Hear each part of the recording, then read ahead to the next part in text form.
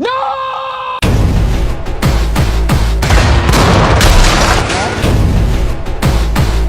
about this? The U.S. Park Police are... Start by storming Brockton! What's going on, everyone? So welcome to the latest podcast episode. I am joined today once again with Dennis Bereznyak. What's going on, guys? Dennis obviously has been doing podcast episodes with me for quite some time, and this time I'm very excited to be doing Willopenn Drive discussion with him. I honestly have no clue what to expect with this because he has a bunch of questions that I don't know, so this is essentially going to be freestyle. So, Dennis, I'm going to let you take things away. Let's go. Yes, sir. Okay, so obviously this is a movie that you yourself created, directed, acted in from 2021. And first, I wanted you to give a little bit of a synopsis of the movie, just a brief synopsis. Yeah, absolutely. So this movie is about a man named Ronnie, who obviously is played by me. He is someone that moves into an apartment complex with his girlfriend. His girlfriend is obviously played by my fiance, Nicolette, and her name is Rose. Together, these two obviously are living together. There's a little bit of things that are going on between them, but he starts to notice that things are, a bit off with the neighborhood, and he starts feeling as though he's being followed, and so ensues a thriller. Horror thriller, I would call it more so. And can you briefly touch, you might have already done this a little bit, but can you briefly touch on the main themes? So as far as like themes / messages, just briefly talk about what they are. Yeah, absolutely.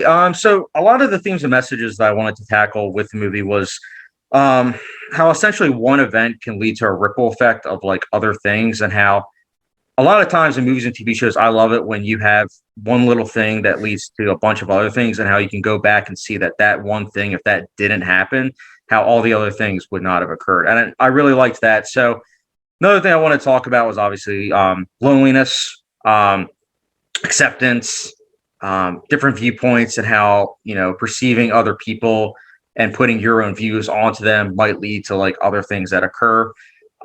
Friendship, believe it or not, is another thing I wanted to tackle. And the big thing, this was a huge thing, the theme of suppression. That was a big thing I wanted to talk about. And honestly, I got that from from just growing up and everything. I just couldn't help but think about it. Every time I was, writing this movie, I couldn't help but think about that theme. That's why every single character I had, where it's like, that theme just kind of was flowing through them. So, and that's just kind of, the tip of the iceberg in terms of like what I was trying to, obviously do. Right. That's very interesting. And we'll get into more of that later on. You brought up some things that I actually didn't personally catch in the movie. I caught certain themes, but I didn't catch some of the other ones. So later on, I'll give you a chance to elaborate a little bit more on that. And it's clear that it comes from a very personal place, which I think makes it that much better. And speaking of, being better or being different or unique, what do you feel makes this movie different from various other independent films or films in general? What do you feel makes it stand out?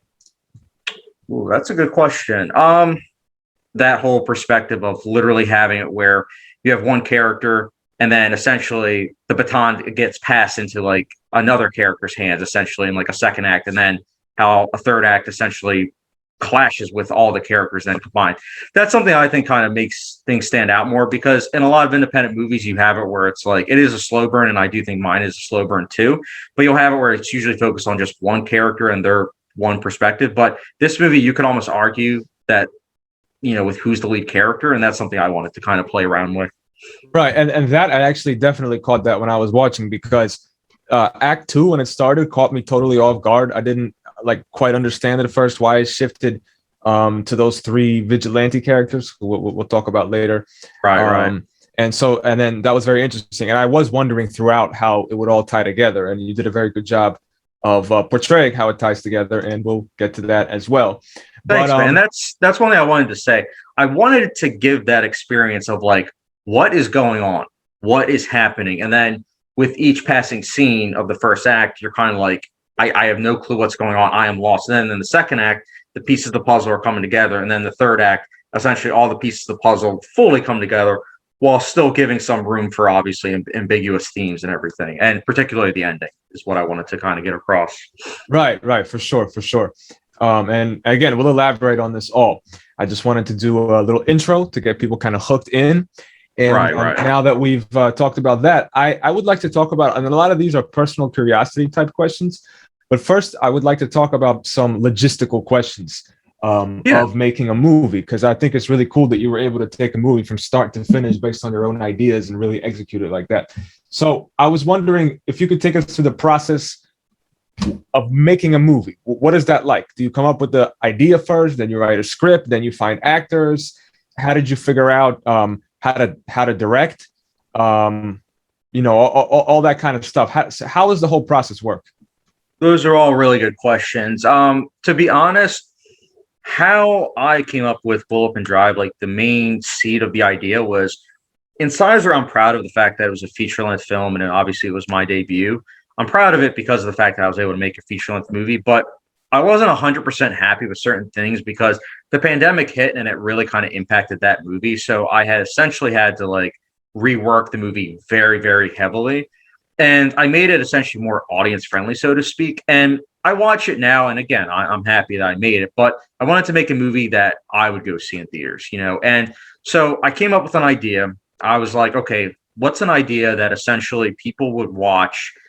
And then at the same time, there's a lot of underlying themes that make it so that way it's not really what it appears to be. And I know that sounds kind of, ambiguous, so to speak, but I then went from that idea to then I wrote it down. Like there was a day where I met up with a bunch of other people that, obviously were writing and everything that, also wanted to kind of like hear me out and everything. And with the topics that we handle, which again, I'm not going to get into spoilers just yet, but the topic that we were talking about, it's very delicate. So we were just trying to think up of things. And I had an idea on where I wanted the movie to go and everything. But I'll never forget, they like came into the apartment like a week later and they were like, I don't know, man. I don't know if we can do this. And I was like, well, thankfully, guys, I spent a day and I literally wrote this out and everything. So I spent like a day and I literally wrote the script and everything. And very little rewrites were done.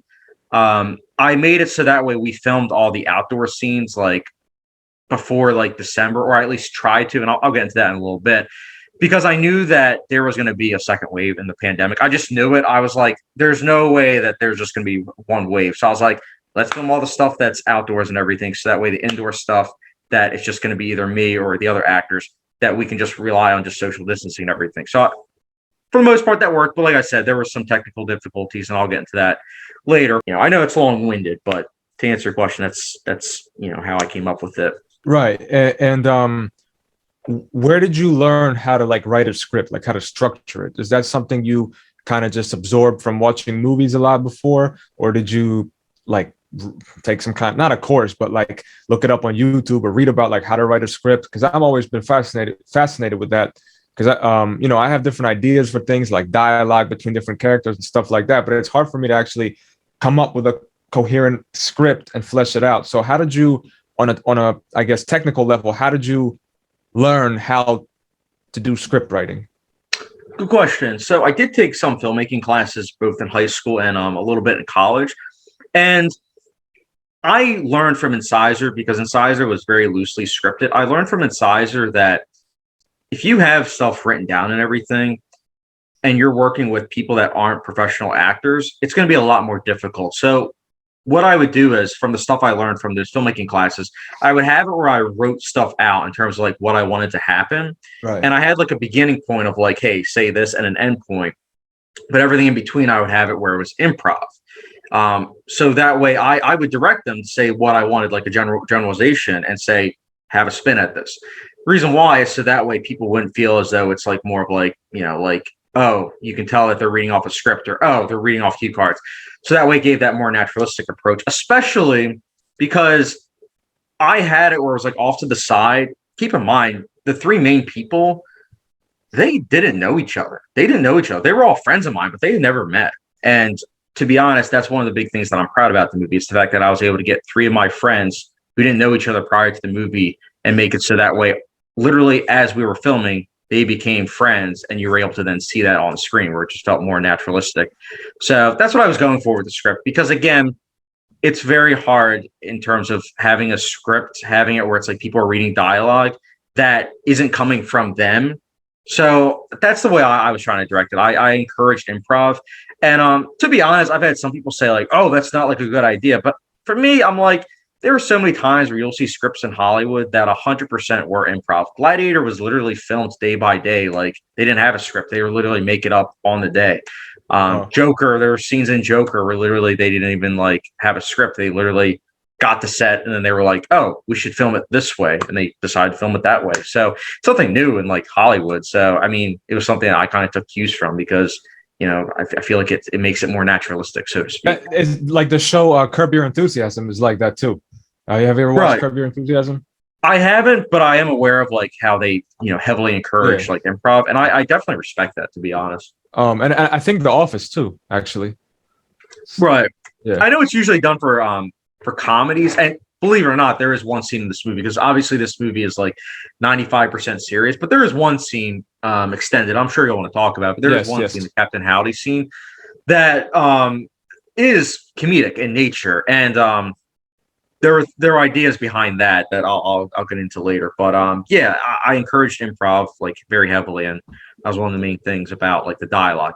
Plot events, not so much, but those things, yes. Okay, that's very interesting. And since you started talking about the different characters, this is one thing I would like to know is why did you cast each particular actor for each particular role? You already mentioned that Ryan, kind of just the way he looks, fit the role of Larry, and Marv kind of had the persona for Martin.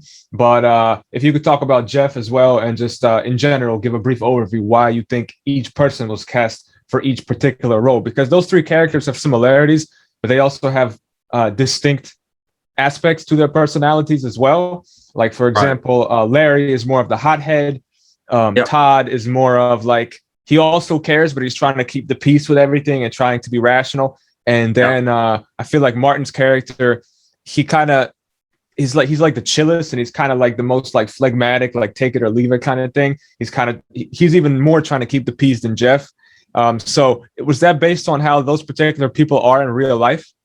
No, not at all. But before I answer, I actually wanted to say I'm very happy that you picked up on that. Because I mean, you are right about all those things. Actually, 100% honest, the people that actually play them, they're like the complete opposite. And you'll see it, like if you watch Incisor, Ryan Orlando, who plays Larry, he is completely different. He's more in line of like what he is like in Incisor. Like that was more of like not really acting per se. This is 100% like acting for him. Like he is not hot-headed in the slightest. He is very calm, collective. He is more honestly like Jeff's character. He is more like Todd, where he tries to be, you know, rational 100%, tries to use logical thinking, tries to meet in the middle, tries to see all different perspectives.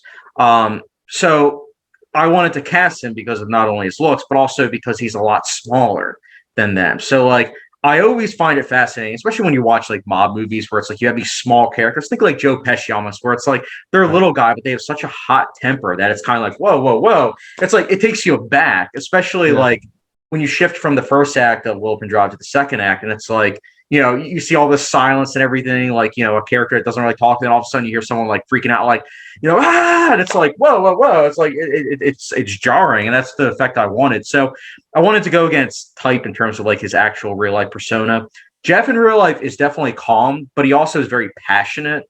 So he can definitely be more in line with Larry, you know, Ryan's character, but not really. Like he definitely still tries to be level headed. And then Marv, same thing. He's more level-headed too. So I wanted to see three different perspectives though, and how these characters all handle like the issue at hand, like the main topic of the movie, like suppression.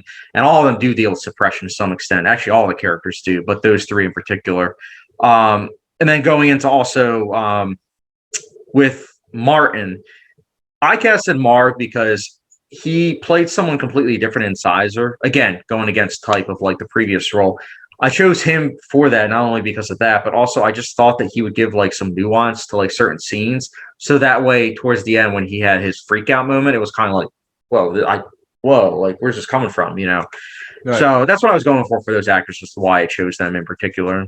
Interesting. I would not have guessed that they were actually like the opposite of who they are. I felt like, well, I mean, I knew that Ryan's character, I knew that like, obviously, he's so extreme. I figured that the actor wasn't actually like that. Yeah. But I didn't realize that you picked them in a way that they were actually very specifically very different. So that's very interesting. Yep. And speaking of acting, you acted in this movie yourself, and you played. You said before that it's kind of hard to tell who's the main character, but I will refer to your character as the main character just because that's kind of how I personally interpret it. So That's fair. Yeah. So you played the main character, and that made me think: have you ever acted before making your own movies? And how did you practice and learn to do it? Good question. So besides making my own movies, like prior to Incisor and prior to this, I didn't really I helped out my little brother with some like short movies like in his class like 3-4 years ago. But besides that, high school I did some filmmaking classes, and I took obviously not acting classes per se, but I did star in some short films then. But besides that, no, not really. And I know I'm not the best, but I wanted to do something different because like in real life, as you know, like I'm not that quiet. But I wanted to kind of do that. I was like, with my facial expressions, I feel like I could kind of pull that off. So I wanted to really kind of emulate that. And I also just wanted it to be where it was like, again, that shift of the first act and the second act kind of shows like the different kind of acting styles that there are in the movie. But no, good question. And I think you did a good job overall, considering that you hadn't done it that much before. I think you did a good job. And you're right that your character, was very quiet and like somber, which is not how you are. So that was right. that shows that that you could act. And now, if you could talk about, you mentioned before that with this movie, you learned that you prefer a multi-camera setup. Is that correct? Yes, 100%. Yes. This is a debate I actually have with Marv, who's one of the producers of Willopenn Drive and Incisor, and obviously acted in both of those. But he prefers single camera. I personally prefer multi-camera just because it gives you more wiggle room in terms of the editing room. Like if you shoot something with just one camera, and you can film something on set, and then later on in the editing room say, "Ooh, I wish I had shot that from a different angle just so I had the option." You don't have it, so then you would have to go back and like either reshoot it. And reshoots, let me tell you, they can be very difficult. So when you have a multi-camera setup, it really saves you a lot of time because you have everything set up, which I guess kind of takes a little bit of time, but then you have it from different options. So that way, when you're in the editing room, not only do you have those different options and be able to pick what, with what you want, it makes it so that way, I don't know, for me, it just gives more variety, and that's what I want. And also, and this is the big thing, Dennis, that I was saying about earlier, it also honestly saved Willopenn Drive. If I had shot with a single camera, I don't think this movie would have gotten made or finished, because I don't think you know this. No, I didn't tell you this. My drive gave out. So I had all my footage on this one drive, a portable drive, and I lost, I believe it was like 60% of the footage. Wow. It was a lot. But I'll tell you this much. Thankfully, I had the multi-camera setup, because if not, I would have lost 100%. Mm-hmm. So because I had from different angles and everything, I was able to salvage the movie, and I was able to make it like work, because there were certain angles that, truth be told, I'm kind of saddened that I lost.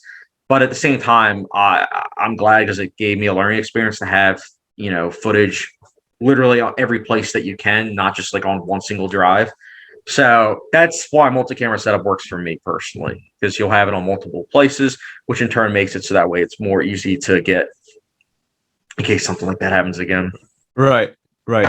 And can you give examples of famous movies or shows that are single camera versus multi-camera, so people can get a flavor, and so that I can get a flavor myself? Because I kind of assumed that most like big budget things were multiple cameras, because I see usually in a movie the scene will have a close-up of someone's face, and then it will be more far away, and it's like he's in the room talking to these people, and then it focuses on this lady over here. So I kind of assumed that most of them had multiple cameras. So I'm curious, right. What is a single camera like? Give an example of a single camera TV show or movie. I think the best example would be Christopher Nolan, the director who did like Tenet, Dark Knight trilogy, Prestige, Interstellar. He shoots with single camera, believe it or not.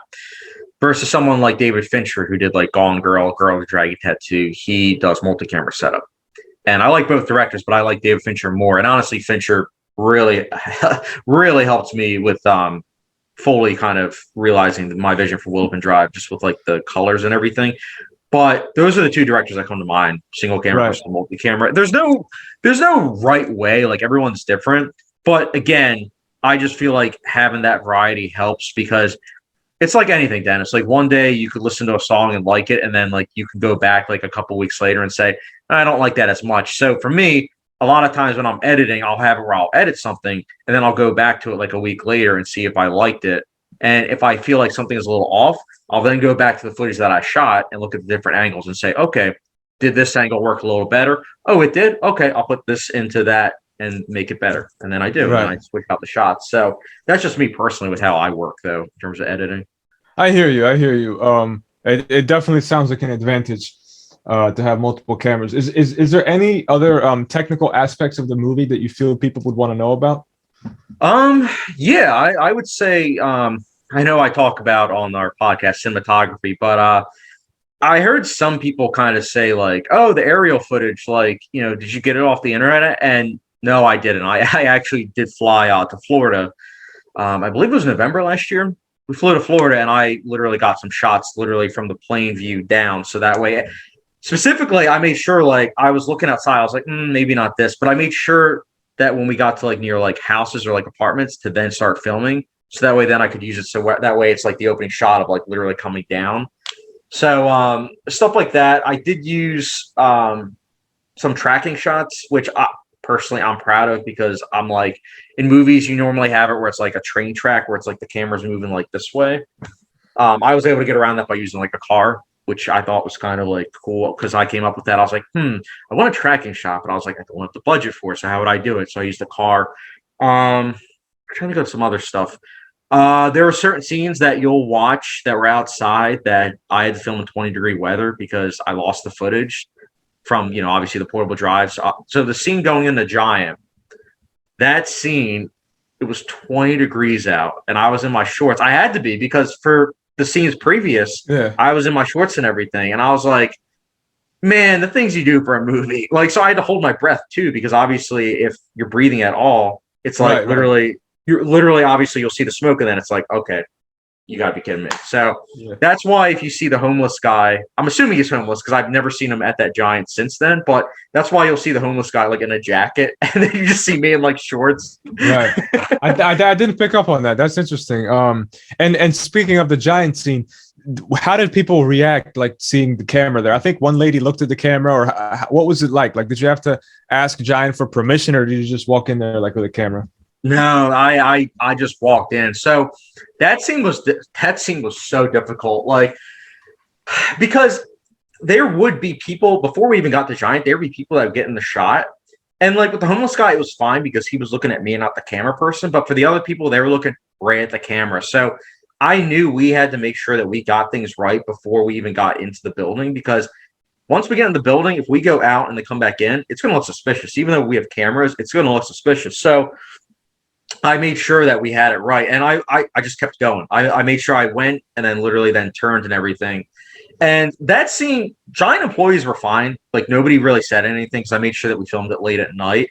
And there weren't too many people. The people that were there, like you said, there's one person that did look at me, but then quickly looked the other way. And there was another person who looked and then literally turned their car the other way. So thankfully, there wasn't any like Karens like literally going up, are you filming a movie? And it's like, right. Yeah, you ruined the shot. Thanks, Karen. But no, I mean, to be honest, I like filming it. I was just so proud of it because afterwards I was like, yo, the shot turned out so good. I was like, man, it was my friend Austin that shot it. And he did a really good job with it. And that was a scene we had to refilm because, again, we filmed it originally in the summertime, which was easier to film, obviously, because it wasn't 20 degrees. But, everything worked out, I would say. And speaking of, you've mentioned this a few times about the footage that you lost. Was there anything that you lost that you weren't able to reshoot that you had to just scrap? Yeah, so the cornfield chase, there were certain scenes. Oh man, I had like 4 cameras set up for that. There was some footage that I couldn't get back, and because I wasn't able to get it back, I wasn't able to reshoot it because when I was editing and when I was doing the reshoots and everything, it was the winter time. And as you know, in Pennsylvania, cornfields aren't really around during the winter time. So I was like, there's no way I can reshoot this. There's no way. No way in the slightest. So I had to scrap some of that. But there was enough footage to where in Act 2, like the end of Act 2, I was able to make it work. But as my one friend said, my friend John, I always turn to him, like, after I'm done editing and everything, I always turn to him to kind of see like what he thinks before releasing it, just to get a general idea. Because him and I are very similar, but obviously when I'm watching the movie, I'm a bit biased because obviously I'm the director. So when I have him watch the movie, and when he watched the movie, he was like, dude, he's like, you barely made that work. Because he knew the behind the scenes struggle, but he was like, yeah, you couldn't tell that there was any behind the scenes like issues with like losing footage. He's like, except the cornfield, you almost can tell, but you made it work. And that's the one thing, though, to answer your question in long-winded fashion, that's the one thing that I will say that I lost it. I just wasn't able to reshoot. Got you. One thing I noticed was, I believe, Jeff's hair in one of the, like, I think he had longer hair, and then I think he got a haircut. Yeah. No big deal, but I noticed that. Oh, yeah, that's one of the biggest continuity things. I was like, no! Yeah. Dude, yeah, no. That was very frustrating because he had, I think he had like a wedding or something, so like he had to get a haircut, and he's like, Chad, he's like, I love making the movie. He's like, I don't want to do it, but like, is it fine? I was like, well, it's like, I get it. You're getting ready for a wedding and everything, but I thought in my mind that it was going to be like a little bit, so I didn't know he was going to look like a character from Peaky Blinders. Yeah. So I was like, oh man. So like we had to wait a little bit, like a couple of weeks to reshoot other stuff. I mean, to shoot other stuff, I should say. And during the cornfield scene, I was like, there's no way I can get around this. But at the same time, I was like, well, maybe people won't notice, but I notice every time. Yeah. No, it's all right. I mean, it didn't really take away from the movie, but I couldn't help but pick up on that. Yeah. And then speaking, you mentioned editing the film. So did you do the editing yourself, and how did you learn how to edit like movies? I did. So to be honest, editing, what I learned through how to edit, I should say, was I watched a lot of movies. And one of the big things also is that when I'm editing a movie, I make sure to watch movies that I also am trying to like almost emulate, like movies that inspire me, so to speak. So like I was watching Mr. Robot when I was editing Willopenn Drive, which is heavily inspired. Well, I was heavily inspired by it, I should say. So I just, I think about it. I see like the cuts and everything. And then also I think about like certain movies that I'm trying to also emulate and then trying to also structure it. So when I was directing, I would have to essentially think about 3 different timelines and how it's like, okay, this scene, I got to make sure that in the editing room, I cut to right here. And then in Act 2, I got to make sure that from right there where I cut, show a little bit before that and then continue onwards with the scene. Like example, during the scene where I'm at work, the scene in the first act, you see it where it's like the camera's like, it's turning from the building to like my car and it stops. When I was filming it, I had to make sure that it's like a mental note. That's where I'm going to stop when I'm editing it. And then, okay, Act 2, you're going to have it where it's like you have that same shot, but then you see it continue onwards, and then you see like the other car. Right. So stuff like that. When I was making the movie, obviously directing, I had to keep in mind about, hey, in the editing room, this is what I'm going to have to do. This is where I'm going to have to cut and everything. Interesting. You did a good job. Yeah, for learning yourself. I mean, I think you did a great job. And you learned, like, what do you use? Like, what tools? What program do you use? I used Filmora 9. That's what it's called. Okay. It's honestly really good. It's very easy. It's very user friendly, and I think that also has a lot to do with it. I would definitely recommend it. This video is sponsored by Filmora 9. I'm kidding. I never heard of that one. I thought you used like Final Cut Pro or something like that. That's the one I know. I don't know the one you mentioned, but you did a good job with it. Thanks, man. Thanks. No problem. And I have another question. This is going to be the last in the logistical, technical section. But I was wondering, at the end, spoiler alert, we find out that Rose has been a hallucination.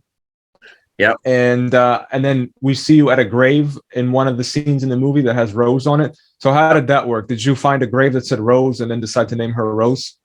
Yeah. So I'm not. So I'm glad that you bring that up. There's a funny story behind that. So I filmed that obviously at like a church, and that was filmed on like a Monday night. And there was a youth group gathering that was going on, and during that scene where I was filming it, I was looking for a gravestone of essentially what I wanted. Like I was looking for like a woman in particular, like a name and everything, but I wanted it to be kind of like unique. So I was like going from grave to grave. Meanwhile, a bunch of kids in like a youth group are like looking out and they're just seeing me. I'm like looking down at like graves. That's hilarious. Like, is it this one? This one? I'm like, oh, logistically, is this going to be across from the shed? Okay, perfect. Yeah. So I wanted to find like a grave that I thought would be kind of, perfect in terms of like not only the composition of how to shoot it, but also like a name that I liked. Because there's some names where I was like, nah. So I'm just glad that I was able to, pick up with that. But I'll be honest, I've talked to some people and they did not pick up on the Rose twist in terms of like Really? the way I shot and everything. Yeah, like they didn't realize it. Like even when I revealed it at the end, they didn't realize it. I'm like, okay. Well, everyone's different, I suppose. Yeah, they weren't paying close enough attention. But I was paying attention, and I definitely noticed that. Okay, now Spoilers. Yeah. Now we can get into. So my next section, I wanted to talk about the art house format and just the format of the movie in general. So to start things off, what exactly makes a movie art house? It's a very good question.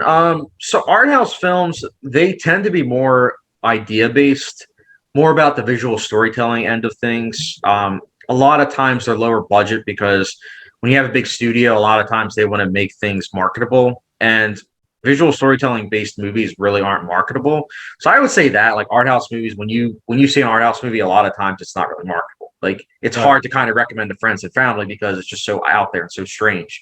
So I would say that there's like usually like a strangeness to it. You'll notice that there's a lot of things that like are kind of like weird, odd, so to speak. Again, lower budget. So just stuff like that.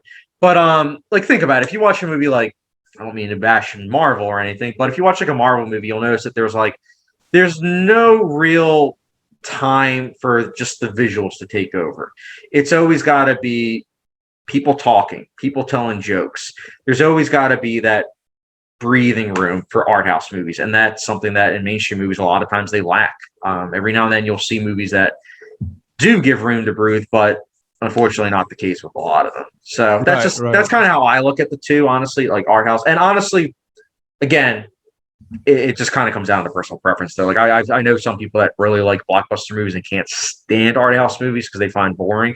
And then I know some people that say art house movies are amazing and that blockbusters are, obviously just boring because they're all the same. I'm in the middle. I like both, but I do lean more towards art house movies. Right. Yeah. For me, I haven't seen really a lot of art house, but you recommended to me Straw Dogs. I think that was one of the first art house that I saw. I think it was. I think I saw a movie a few years ago that might have been art house based on how you described it. I think it's called Mother. It's like a horror movie that's like a metaphor for the Bible. Yep. And a lot of times, then that's just it too. That movie was marketed as a mainstream movie, but Aronofsky, the director, he didn't intend for it to be mainstream. Paramount Pictures tried to market it a certain way, so that way you would get the average person to go in, and the average person would not like it because they would see a slow burn type movie that's more focused on, obviously, like I was saying, the atmosphere and the characters, and they ended up hating it. It got like an F cinema score. But Mother, that's a great example. Straw Dogs is also a great example. Those are movies that you watch, and like if you and I were to watch those two movies together, we would get different meanings from it. We would take away different things from it, and that's what they're more trying to go for. They're trying to go for that ambiguity nature of like human nature. Right. Yeah. Like when I saw Mother, honestly, I didn't know what to think. It just confused me. I'm like, what is like? I could tell it was really well done, but I was so confused because the stuff happening in it didn't seem like things that would actually happen. It didn't seem like, how do I put it? Like the whole thing was a metaphor, basically. So the plot, like I couldn't really get into the plot just for the plot's sake, but it was a metaphor. But I didn't really know what it was a metaphor for, so I kind of got confused. But with your movie, it was not like that because I understood most of the metaphors and how it worked. But so with that background information on what art house is, can you give some examples of the things about Willopenn Drive that make it art house? Yeah, absolutely. There's one scene in particular at the end of the first act I always use as like a prime example of it. So you have the one scene of like, and it's in the trailer. It's literally the end of the trailer where Rose literally says, "It's cool, we don't have to talk." And then the rest of the act, there's no talking. There's no talking whatsoever. It's just visual storytelling. And then it ends, the first act ends of another character saying, "We need to talk." Obviously the character of Todd. So it's that whole thing of like just focusing on the visuals, letting the visuals kind of speak and tell the story. Another thing is that dealing with things that aren't really marketable. Like you can't really deal with the theme of suppression and the themes of pedophilia in particular. Like if you think about it, the themes of pedophilia really aren't that focused on in mainstream movies. And when they are, it's usually in a comedy played for laughs or like, or it's just really heavily scrutinized. You don't really see too many movies. And when they are focused on it, it's usually more independent based movies, the ones that trying to, deal with the whole gray area of that, so to speak. And that's one of the reasons why I would also say, in addition to, I'll also say this, Dennis, when you'll see certain scenes of like my movie, a lot of the scenes you'll watch and you'll say, this is weird. This is odd. Something is off. And you don't really know what to make of it. And it's like you have to almost have like certain ideas in mind or certain things that like recontextualize it. And like when you rewatch it, certain things that then make sense. So that's my best example. Letting the visuals kind of speak for itself. Is this also like something that's a hallmark of art house where there's like a lot of seemingly insignificant scenes that you're kind of like watching them and you don't really know where they're going, and then at the end it all comes together in the climax and it gives you a whole new perspective on everything. So like at like the scenes of opening the fridge and when you're sitting on your computer and in an apartment and like I'm not sure where it's going, and then at the end it's like all kind of clicks together. Is that part of art house? Yes, I would say personally, like I don't know if you've ever seen the movie There Will Be Blood. But There Will Be Blood was a huge influence on the movie for that 10-minute scene I was talking about, as well as Mr. Robot. Because Mr. Robot has an episode where it literally starts off the episode where it's like, it's cool, we don't have to talk. And then the episode ends with a different character saying, it's time to talk. So I was inspired by those lines. But There Will Be Blood has like a 15-minute opening scene where it's literally just a character mining. And you're thinking to yourself, why are they showing this 15-minute scene? Like when you first watch it, you're like, why are they doing this? And by the end, you realize it's like, it was literally a 15-minute scene that showcased the character as a whole. And that's what I wanted to do with Willopenn Drive. I wanted the audience to see a character that's seemingly normal, seemingly has a very mundane life. I mean, this is a guy that doesn't do anything. He doesn't go out. He spends time with just his girlfriend. And you find out that his girlfriend isn't even there. So it's then you realize this guy is very lonely. He has no one. He's very weird. He's like a hermit. And it's seemingly like, okay, he's just that. He's just weird. He's just by himself. But then you add the theme of pedophilia, and you're like, oh, this seemingly normal person. Because, when you think about pedophiles, you always think about like, oh, they have a mustache and they always have like, a truck and everything. My character did not have a mustache. He had a beard. He had like a perfectly normal car. Thankfully, I have a perfectly normal Toyota Camry. So, and that's what I wanted. I wanted to kind of have it where it's like, that whole perspective, if that makes sense, like seemingly normal scenes that then are recontextualized. Right. Yeah, that definitely makes sense. And so now I'd like to move on to just asking about certain specific parts of the format of certain choices that you made with the movie and what their significance is.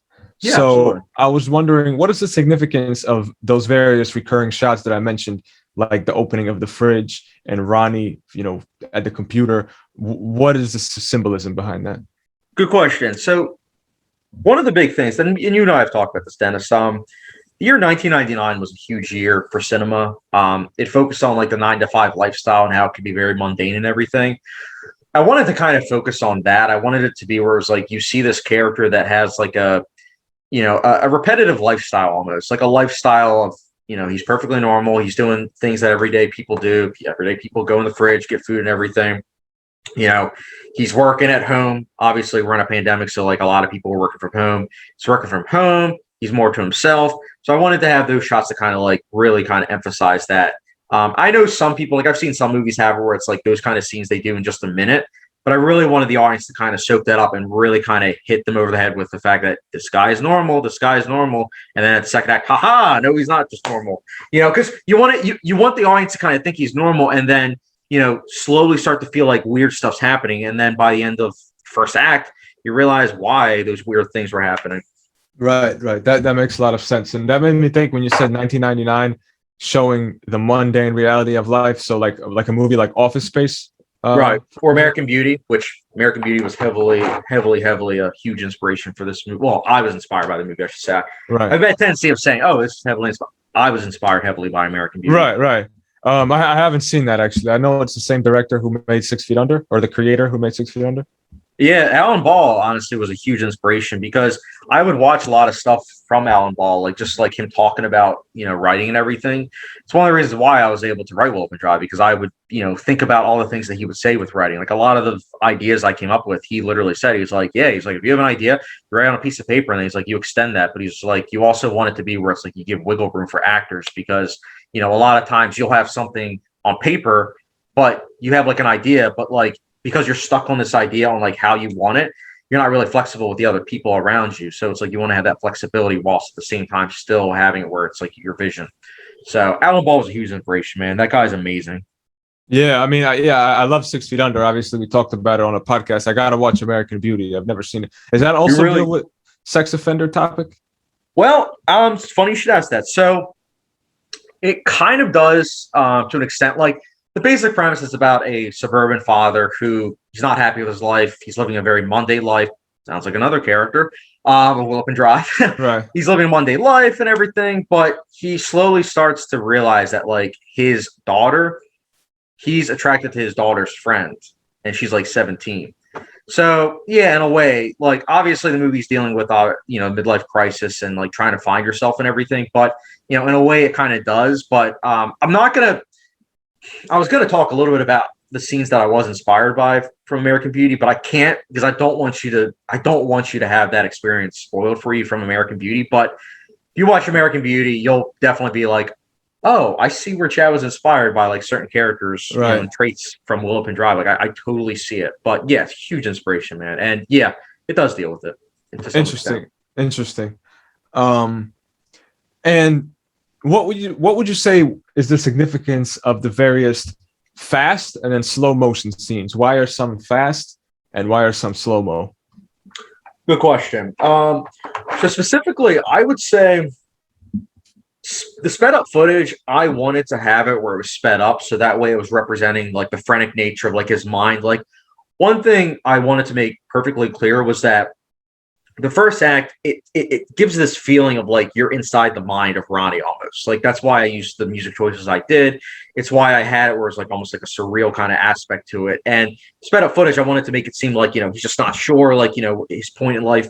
And then the slow motion scenes, I wanted to really emphasize the camera work. So like the one scene in particular with slow motion that comes to mind, I think that you're talking about, is when he comes out of the room and it's slow motion, I'm going towards the camera, and then it, cuts to then Rose, and you see like her looking up and then looking down, and then the camera's going away. I wanted to really emphasize like how they've grown distant from each other, like the camera going away to represent like how they're, he's going further apart in terms of their relationship. Which in retrospect, you're like, wait a minute, she wasn't there though. But I look at it this way. She is a personification of his mind. So it's kind of to show that like that coping mechanism of like her being there, he's not able to really kind of deal with her anymore because not even like what's in his mind is able to deal with it. So because he's trying to recontextualize, he's trying to figure out what exactly is going on here. He doesn't have anyone to turn to, not even like something that he made up in his mind. So I wanted to showcase the two differences of that. Like the one scene, it's like, emphasizing the sped up footage to really hit that home. And then obviously slow motion to really focus on the camera work. That was those were good choices in my opinion. What about the scenes with the running, the recurring running scenes? I noticed there was a lot of emphasis on running. I can't remember exactly, but I think there's several parts where it shows him running. I can't remember exactly which ones, but I remember when I was watching it, noticing that running was featured like recurrently. And I was wondering if there was a purpose to running. Yeah. So one of the big things is that the character Ronnie is essentially trying to run away from things. He's trying to run away from everything, which, I mean, if you think about it, he literally runs away until the very end. Like he literally has to run away from Larry, if you think about it. I really wanted to focus on that, but in particular, I wanted it to be where it's like in the first act, you watch the scenes and you're wondering why there's running. And in the second act, you also notice the other characters are running too. I really wanted to emphasize that because I feel like, as I mentioned earlier, the theme of running away from things is something that all the characters have to deal with. Going with the themes of suppression, if you think about it, you have one character that has, unfortunately, sexual trauma, like in this past, like, with being molested. And then in addition to that, he's running away from that. So he's using, obviously, a coping mechanism of anger. You have another character that's trying to run away from the fact that he's gay. He's obviously trying to use obviously essentially dating other women as like a forefront, and like he can't even accept that himself, unfortunately. My character is a pedophile, and he's trying to run away from that. So I felt like it was just kind of perfect, the theme of running away, because all these characters are doing that, in fact. Right. That makes a lot of sense. And now we can talk about one of the scenes that you alluded to before, which is the comedic scene where they're in the car talking about the concept of imaginary friends. Yeah. So talk about the purpose of that scene and what that scene was all about. Couple things. The first thing I wanted to mention as a prelude to that scene. So one thing people might notice upon second viewing, which, by the way, I always emphasize this, but Willopenn Drive, it's a movie that has to be seen at least twice because, again, of all the cookie crumbs that I leave. But in the first act, you'll literally have Rose's character saying that, like, she thinks I'm crazy and that the people that I'm seeing are, like, imaginary, which is kind of ironic because literally the person that isn't there, like, the only person that isn't there of the 5 characters isn't there. So it's, like, literally saying that. So the reason why I'm saying this is because then you go to the Captain Howdy scene, and it's like they're talking about an imaginary friend, which is literally what my character has. Girlfriend, albeit. But not only that, I really wanted to emphasize that, like, this scene, this 5-minute scene, this is what these characters would be like if they weren't on, like, high energy with dealing with this whole situation. Because 2 of the characters are, obviously on eggshells with the character of Larry, like Ryan's character, because they know that they have to hold him back because he is someone that, like, he's a loose cannon. So they have to. But for a brief moment, for 5 minutes of the movie, you see what they would have been like. They would have been talking about something as silly as, like, oh, I think my I think my kid has, like, an imaginary friend. So I just really wanted to emphasize that and also kind of, like, relieve a little bit of stress with the audience, because I feel like it's a very serious movie, so to have, like, a scene like that on its surface seems like a very jarring scene, but underneath it all there's, like, a lot of subtext, so to speak. I really wanted to emphasize that. Right. Yeah. When I was watching it, I was really surprised by it, and I wasn't sure, like, where it was going. Yeah. And then now I know. Fun fact, and I don't think I've said this anywhere before, but fun fact about the Captain Howdy scene. So that was a real conversation. I was having a difficult time when I was writing the script. I was having a difficult time to have a scene that I was mentioning, but I was literally talking to my friend Marv, like, about Captain Howdy. Like, we were talking about The Exorcist, and he was saying about, like, how his nephew, like, literally had Captain Howdy in, like, his bedroom, and how he's trying to play off his, like, that's not there. I was like, oh, it's an imaginary friend. And he's like, what? So we literally had, like, a debate about imaginary friend, and my friend Ryan was also there. So when I was directing, I was literally like, Jeff, try to be the way I am in real life during that scene. And he's like, Chad, he's like, I got you. I can be you 100%. So, like, if you watch that scene and you think about me, know that he literally was trying to emulate me, how I would react during that scene. And then I was like, Ryan, be how you were during that night. And then I was like, Marv, just be you the way you were that night too. That's how I directed it. And we got it in one take, believe it or not. Wow. So one of them, so they actually didn't, so in real life, this conversation that was had, one of them actually didn't understand what imaginary friends were? Yes, my friend Marv. He didn't understand. So I was like, this is so realistic, though. Like, I didn't think it would be. I was like, maybe. But then I was also like, we're dealing with imaginary people. I was like, this would be so fitting.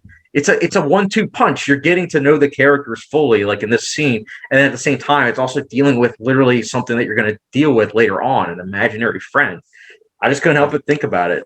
I've heard some people kind of take it where they're like, oh, was Ronnie the imaginary friend? And I'm like, nah, he wasn't the imaginary friend. That makes sense. So here is something else that I was wondering about. Each of the 3 vigilante characters, Todd, Larry, and Marv, or Martin, I should say. You mentioned before that they each that you cast the different actors for them for specific reasons.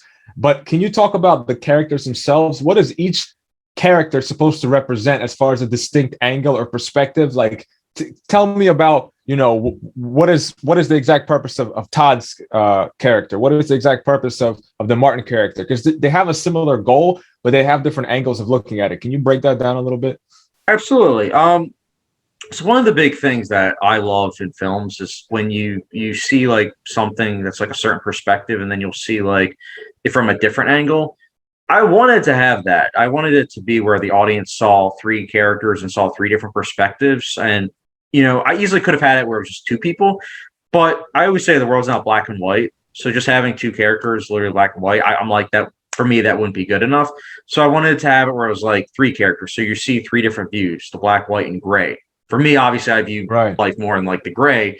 So that's why the character Todd feels more personable, because that's the one that I lean towards personally. But the character of Larry, I'll talk about him first. So Larry, not gonna lie, Larry was heavily inspired by like my older brother, like that whole hot-headed intensity, that whole like throwing logic out the window, just kind of thinking about like, violence first instead of like, logic and logistical reasoning and everything.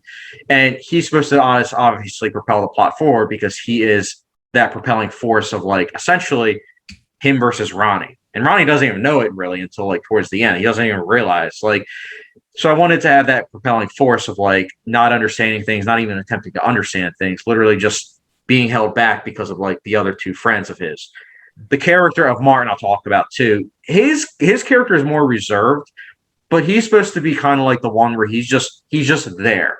Right. He's there for the support of these two friends of his. He's more closer, obviously, to the character of Todd, but he obviously is friends with both of them, and he's just there. He doesn't want to have anything to really do with it, but he's there because he knows that he's part of the neighborhood watch, and he has like essentially a goal. That's why he wants to back out by the end, because he's like, I can't handle this. The character of Todd, he is the one that's more in the middle.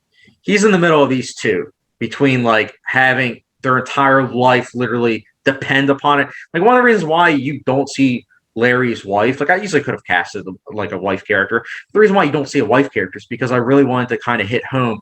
He is so focused. He has a kid. He has a wife, but he literally isn't focusing on that. He is focused solely on this. It's his one thing, which some people might say is like one-dimensional. But I feel like a character like that, it's important to kind of showcase that's all that he's thinking about. Then you see the character of Todd. He is someone that he is trying to be in the middle of these two. He's trying to say, look, we don't know. He's just a sex offender. We don't actually know the full details. He ends up finding out the details, but he's telling, obviously, the character of Larry this so that way he's at ease, because he knows if he says, oh, yeah, he's a sex offender, and by the way, I looked it up, that the reason why he's a sex offender is because of child pornography, Larry would have freaked out, and then he would have literally killed probably not Todd. He probably would have killed Ronnie right then and there. So he has to meet in the middle with that. And then also another thing to think about is that the character of Todd, he himself is gay. But he isn't really able to accept that. It is why he, had like a girlfriend, had to end it. He's not really able to accept that about himself just yet. He's in the closet still. And, obviously it's the year 2021. Obviously people still have to deal with that. Unfortunately, not as much, but I wanted to have that character that's dealing with, the themes of suppression. So hopefully I explained that well enough. Like I wanted it to be well-rounded, those three characters, on how they deal with my character. Yeah, that makes a lot of sense. I get what you're saying. Yeah, like Martin always felt like kind of just laid back, like I'll do it because I'm part of it, but like I don't really care that much. Right. And then obviously Ryan was the hothead. And what you were saying made me think of a connection when you were talking about Ryan. Larry. Ryan. Yeah, no, you're fine. But when you're talking about Larry, so the fact that he has a wife and a kid, but he's so obsessed with this that he's not even, taking, being there for his family. But yet in his own twisted logic, the reason he's so obsessed with killing this guy is because he, quote unquote, wants to protect his kid. That makes me think of like Breaking Bad and Sopranos, where the main character thinks that I'm doing all this for my family. Walt is all about like, I'm doing this because if I die, I want to give my family the money. And Tony's like, I got to make a living for my family. This is how I make my living. But in reality, it has nothing really to do with their family. They really want it for selfish reasons. At least Walter White does by the end. But they're deluding themselves into thinking that it's actually for their kid. But what they're actually doing is taking them further away from their kid. So I noticed that's a common thing. And the scene that I think best represents, at least what I hope does, is the scene where you literally see the character of Todd and Martin. They both go to his place. And they're just drinking beers. They're going to watch the game. They're having a good time. Obviously you had that kind of awkward moment where it's like, essentially Todd is trying not to reveal his sexuality to Martin, despite them being close. He's trying not to reveal it.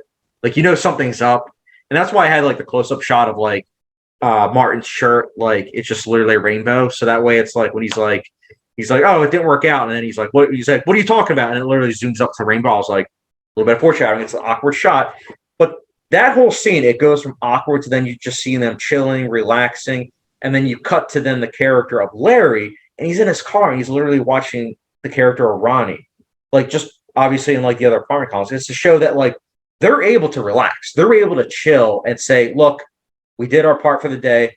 Let's just go and relax. And then you see the character of Larry, and he's not able to. He has to. 24 hours, he has to focus on it. So it's like that's why I wanted to really emphasize that. Right. Interesting. Yeah, that makes sense. So I guess that mostly wraps it up for me as far as the format part of the discussion, where I ask about different reasons for different scenes or purposes for different aspects of the format. So I'll just leave it open to you. Is there any other symbolism or format aspects that you would care to discuss? Yeah, I would say, I know I've talked about perspective and themes such as like suppression and everything, but one of the big things I wanted to kind of hit home is that when I made this film, I wanted it to be where viewers had to think. They had to think about what was going on and everything. They had to think about putting the dots together. I wanted to give the viewers 2 + 2 and have them know that it equals 4. I didn't want to give them the 4, so to speak. So I wanted to really hit home with that. And also the format, I had certain scenes that were like cross-cut editing towards the final act. The scene where you have Todd, he's like, running to the apartment, and then you see the character Larry and he's walking in like slow motion. I really just kind of want to emphasize like scenes like that like, hey, they're both coming to my apartment, realize it just, but it's 2 different timelines. They literally just missed each other. That was crazy to film. That was crazy. But I think that's just about it in terms of like, that per se. Interesting. So now we can move on to some of the juiciest parts. Oh boy. So we've talked about this a little earlier, and you've mentioned that one of the main themes of the movie was suppression. So I definitely noticed that with the main character and your character, who is dealing with certain unacceptable sexual urges that he has, and that's the way that he's dealing with suppression. Would you say that that's one of the main themes of the movie, is him dealing with that suppression?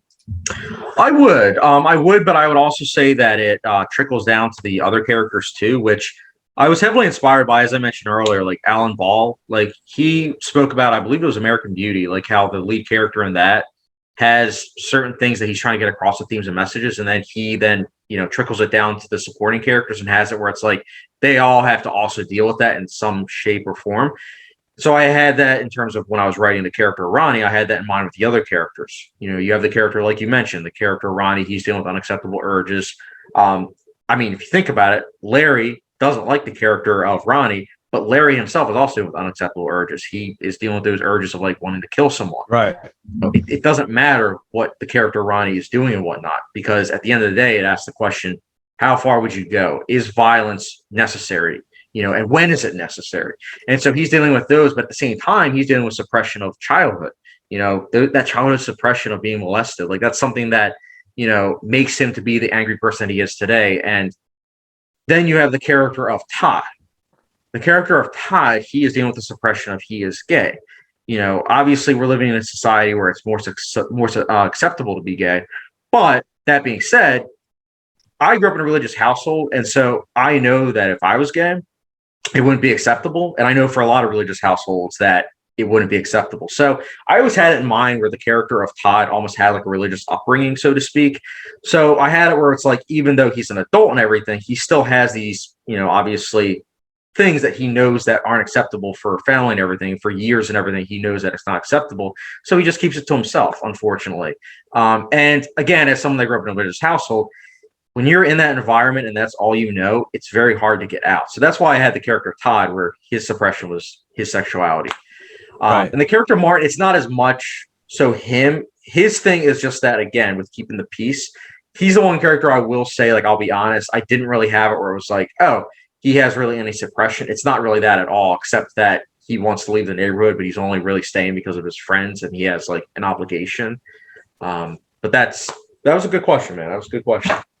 Thank you. And I was going to ask this as well, but you kind of alluded to it, is that this whole aspect of suppression, was that inspired by your, Christian and in many ways suppressive household? Obviously, the specifics of Ronnie being a pedophile, I'm not trying to allude anything in that way. Obviously, I just want to make that clear. But as far as in general, dealing with suppression, was that something that you dealt with in your life? Can you expand upon that a little bit and how that inspired this theme? A good question. It's funny you say that because yes, obviously in real life I'm not a pedophile, but it's funny you say that because my parents haven't seen the movie, nor would they, because if this was in theaters and if the MPAA did watch it, it would 100% be rated R, no question about it. And my parents aren't about R-rated movies; they're highly against it. But it was funny because around Mother's Day, shortly after, obviously this movie premiered, I had a conversation with my parents. Ironically, like for some reason they brought up the topic of pedophilia. Like it was kind of weird. Like they were like, yeah, like Satanists and like pedophiles are like the same. And my dad was like freaking out. And I was like, and this is why when some people say the character of Larry isn't realistic, this is when I should start recording and say, well, not the case. And then I'm like, oh, you should meet my older brother.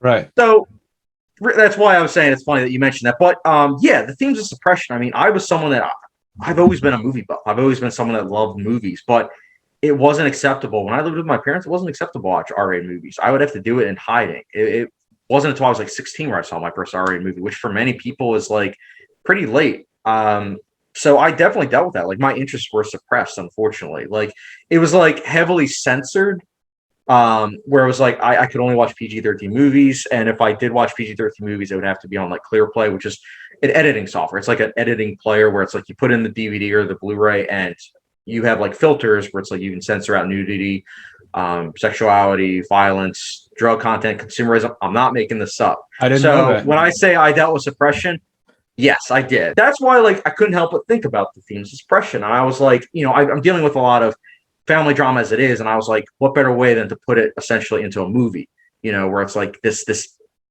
feeling of suppression and just kind of like getting it out. That's why I love the scene of like Ronnie like driving off and he's like he's made it out, like and that's for me, like I couldn't help but think about myself during that scene because I'm like, I made it out, I made it out there, and like now I can do whatever I want, and that's what I was going for with that, like when I was writing that scene.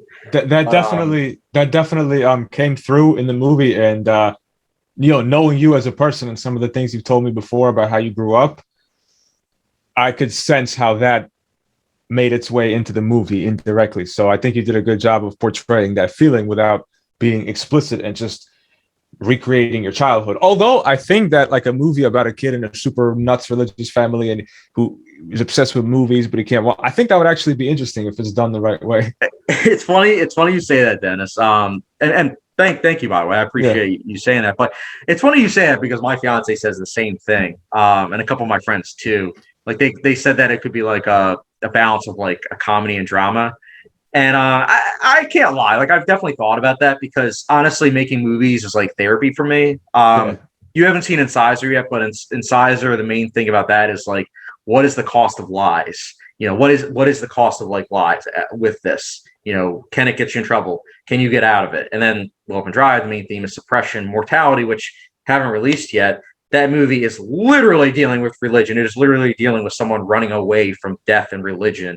And you'll see it. Obviously, it's only 10 minutes, but you'll see it when I come out. But yeah, this is therapy for me, man. Nice. That's great that you have that kind of outlet. And I was thinking, like, if you do a movie based like a comedy or whatever, based on like that your real life circumstances, what if you cast your parents? How do you think that would go if you tried to cast your parents as your parents? Can you imagine it? To be honest, like I would literally just like I would just film them. I would say something along the lines of like, look, I'm doing like a documentary on why Christianity is the superior religion now. Like the only way to go through God is Christianity, and I want you guys to star in it. They would be fine with it. But I would have to say it would be on like I wouldn't be able to say it's on YouTube though because they're against YouTube. So I don't know how I'd play that part off, but if I were to tell them that this is to get people to be more Christ-like, I feel like they would be down for it. But then they would probably disown me if I then had it in theaters and they were like, they started hearing people say, "Yeah, did you see on Parlor? There's this Christian movie, like, you know, and it looks like it's." Now, you could also go in the opposite direction. You could put like a hidden camera somewhere in your parents' house and come over with like a copy of Pulp Fiction and be like, "Hey guys, guess what I'm going to watch today?" And just film how they react naturally to that. You could do that as well. I would send them to their grave, not going to lie. I've shown them some PG-13 movies that like sent them to their grave. Like I believe it or not. I don't know if you've ever seen the movie Oblivion with Tom Cruise, but no. I saw that movie in theaters with my dad and one of my best friends, John, who I mentioned earlier. We went to the movies. I had seen it once before, like in theaters, and I really liked it. So I really wanted to show it to my friend John and my dad. And there's a silhouette of like a butt, like a woman's butt. Like it's far away. It's a wide angle shot. And afterwards, not gonna lie, like my dad had like a 2-hour conversation on how like it wasn't right and everything. And like, so yeah, Pulp Fiction, bro. Man, yeah, that's crazy. Seems like, I mean, maybe it's not that unique. Maybe there's more people like that than I realize, the way that your parents are. But to me, that sounds so far out. Like some of the things you told me about them. That's something. I mean, I love them, but at the same time, like it can be hard. Like it's hard because it's like, you know, obviously you and I both know this, and we both kind of say it where it's like it's kind of annoying when you do small talk, and it becomes small talk with them because it's like I can't really talk about my movies because I know that if they did see it, they would not like them. They wouldn't be able to appreciate them. And, you know, just the fact that there's like Willopenn Drive. I mean, Sizer has language too, but Willopenn Drive, I did the math just out of curiosity. I think it has like 120 F words. And like for my parents, one F word is enough to like freak them out. So like, imagine they watch the second half. Like the first half, they're like, that's our son. Like, I don't know what he's doing. And then the second half, just like you hear Larry just start cursing up a storm and they're like, and we're out 45 minutes in. So that's one thing that I was wondering about, actually was also, and you've told me a little bit about this before, but you in real life, like you don't really curse, but in the movie, some of the characters curse a lot. So I was originally wondering if you wrote that dialogue out for them or if they just improvised, but then you explained before that they improvised that. So that makes a lot of sense. And yes. I think you mentioned before that you yourself do curse once in the movie. So just talk about that artistic choice, because normally you don't curse and you don't curse for most of the movie, but one time you do. So if you could just give a little behind the scenes on that. Good question. So very, very good question, Dennis. So I had it heavily like improvised with like the scenes that way is more like naturalistic, but I also did tell them like, look, you guys can curse as much as you want because I feel like it's going to show even more of a contrast between the first act and the second act, which I want. I want that jarring approach so that way people really take heed and take notice to it. But I mean, for me, like you said, I don't curse in real life. It got to a point like because of my household, like you couldn't curse. You couldn't even say like crap. You couldn't even say that. So you just grow up with that and you grow up with that mindset. And you're either like my siblings who like they do curse when they're not around my parents, but they curse and it doesn't feel naturalistic. Like my siblings, I'll be honest, they're all older. Not older than me, but they're all old enough past 18 to where it's like, you know, when you get older, I feel like people curse and it feels more naturalistic, but they still curse as if they're like 12 or just feels like out of place. I'm not about that. And just growing up and kind of seeing like that they would do that as well as like other people that I grew up with, I was like, well, I'm no different from them. So I just always kind of kept that professional maintenance with that. And then it just got to a point where by the time like I kind of moved out and everything, I was like, well, it just is going to kind of feel weird. But when I was writing obviously the narration for the beginning, which obviously tied into like the ending, I just couldn't help but think about it. I was like, you know what? The character of Larry, he essentially is my older brother. And I was like, well, what would I say to him? And I said that. I was like, well, I would probably say this. And I was like, at the same time, it would feel perfectly normal for the character of Ronnie, who doesn't say that much, but you really want to emphasize that like this is his thoughts. So I decided to do that. I mean, it felt weird, not gonna lie, because again, I haven't done it in so long, but it felt earned, I would say, for myself. Yeah. Like, I was like, okay, and I got it on film. And I think that hearing someone that doesn't curse a lot curse has more of a jarring effect than someone who curses all the time. Like in real life, I do tend to curse a lot, like not with my parents, but like if I'm just casually talking, I oftentimes, I'm like, this motherfucker, fuck. Da, da, da. So it's like, all right, that's just how he talks. But when it's someone who doesn't curse a lot, and then he goes like, let's say there's a character or a real person who's just really like never curses, really polite all the time, and then you hear them go, "Fuck you." It's like, whoa, he said that. So that definitely has had that effect with your character. And I wanted that because if you think about it, the character of Larry, he's after Ronnie, and like he's literally going to his apartment. If it wasn't for Todd saving him, essentially, like you would have had it where he got killed, and so he essentially has to uproot himself, and he has to drive away. He doesn't even know where, but he has to drive away. But I was inspired by Breaking Bad with the scene of him driving away, like him kind of being like serious and then like just smiling. Something you never see from Ronnie. He's always serious. He's always very somber. But in that moment, you see him smile because he realizes it's like he doesn't have to worry about anything. He doesn't have to worry about it. For the first time in his life, he's going away from civilization, which is why I just love where, he just goes away and you don't see anyone on that beach. So the next thing I want to talk about is a little bit difficult to explain, but so the movie, the so-called lead character is obviously a sex offender, right? And obviously this movie does not promote sex offenders or defend. I just wanted to make that clear because a lot of people will have the same knee-jerk reaction like Larry would, like, what is this movie propaganda saying sex offenders are okay? Obviously, it's not that. So, can you explain kind of what the thought process was about that specific part of the movie? Like, obviously, you're not defending sex offenders, but is the message more so that like there's no point in this vigilante justice where there's a big fear of, oh my God, there's a sex offender, we got to crucify him. It kind of just like leaves people alone. Like, obviously what he did was messed up, but it's not our job to play God and correct it. And that a lot of times the danger of a sex offender being in a neighborhood is overplayed, where people think that this person is going to like kidnap their kid, from the house next door and molest them. And in reality, that's not how sex offenders usually operate. It's a lot of times people that they're close to, which is even more messed up. But the point is that if you're a complete stranger, you don't really have to worry that there's going to be a sex offender in a white van picking you up.